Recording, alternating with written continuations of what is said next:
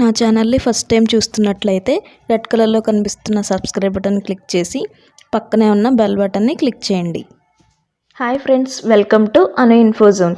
ఈరోజు మనం chicken fry ఎలా ప్రిపేర్ చేసుకోవాలో చూద్దాం.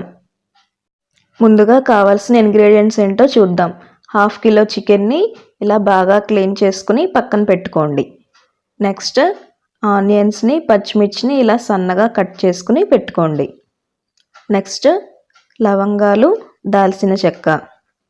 నెక్స్ట్ రుచికి సరిపడా సాల్ట్, కొంచెం కారం, కొంచెం ధనియాల పొడి, కొంచెం జీలకర్ర, కొంచెం గరం మసాలా, కొంచెం పసుపు, కొంచెం అల్లం వెల్లుల్లి పేస్ట్. నెక్స్ట్ స్టవ్ మీద ఒక ప్యాన్ పెట్టుకోండి. ఇప్పుడు ఇందులోకి 2 టేబుల్ స్పూన్స్ నెయ్యిని యాడ్ చేసుకోండి. ఇలా నెయ్యితో చికెన్ ఫ్రై చేస్తే చాలా టేస్టీగా ఉంటుంది. నెక్స్ట్ ఇప్పుడు ఇందులోకి 1/2 టీ స్పూన్ జీలకర్రని యాడ్ చేసుకోండి.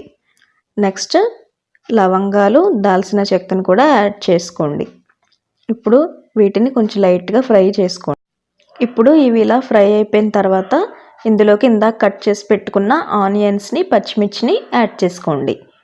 ఇప్పుడు ఆనియన్స్ని, పచ్చిమిర్చిని ఒకసారి గరిటెతో బాగా కలుపుకొని ఇవి లైట్గా కొంచెం బ్రౌన్ కలర్లోకి వచ్చేంత వరకు మూత పెట్టుకుని మగ్గించుకోండి. ఆనియన్స్ ఇలా లైట్గా ఫ్రై అయిపోయిన తర్వాత మధ్యలో ఒకసారి మూత తీసుకుని ఇందులోకి 1 టీ స్పూన్ అల్లం వెల్లుల్లి పేస్ట్ని యాడ్ చేసుకోండి.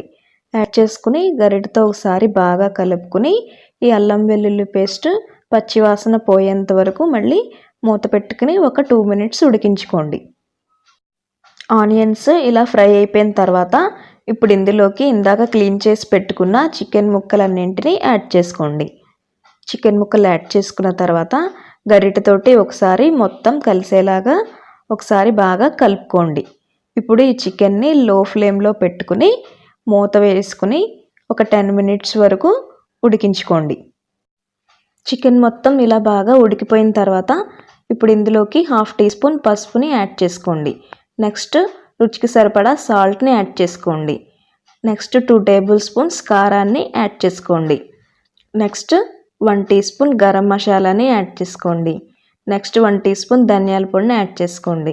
ఇప్పుడు ఈ మొత్తాన్ని గరిటెతోటి ఒకసారి బాగా కలుపుకోండి. ఇప్పుడు మూత పెట్టుకుని 5 మినిట్స్ ఉడికించుకోండి. చూసారు కదండి, చికెన్ మొత్తం ఇలా బాగా దగ్గరికి అయిపోయేంత వరకు ఉడికించుకున్న తర్వాత లాస్ట్లో ఇలా కొత్తిమీర వేసుకుని స్టవ్ ఆఫ్ చేసుకోండి. చూసారు కదండి, ఎంతో టేస్టీ అయిన చికెన్ ఫ్రై. మీరు కూడా ట్రై చేసి చూడండి. అలాగే నా వీడియో కనుక నచ్చినట్లయితే లైక్ చేసి షేర్ చేయండి. Please subscribe to Anu info zone.